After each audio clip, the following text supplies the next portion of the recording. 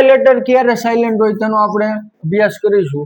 તો અહીંયા એક રૂલ આપેલો છે કે જ્યારે સ્પેલિંગમાં એ પછી LLY આવે ત્યારે એ સાયલેન્ટ હોય છે. એટલે સ્પેલિંગમાં એ પછી ગમે ત્યારે તમને LLY આપેલું હોય ત્યારે એ છે એ સાયલેન્ટ હોય છે. તો અહીંયા પેલો એક સ્પેલિંગ આપ્યો છે ROMANTICALLY. તો અહીંયા એ પછી LLY આવ્યું તો એ શું હોય?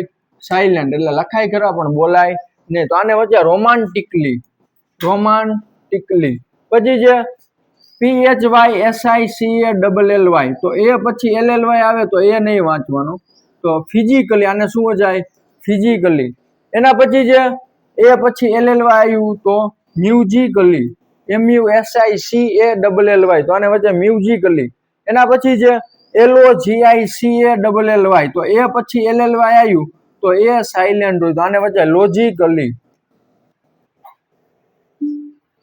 એના પછી હજુ એક આપેલું છે CRITICALLY. તો એ પછી LLY આવે તો એ સાયલેન્ટ હોય. તો આને વચ્ચે ક્રિટિકલી.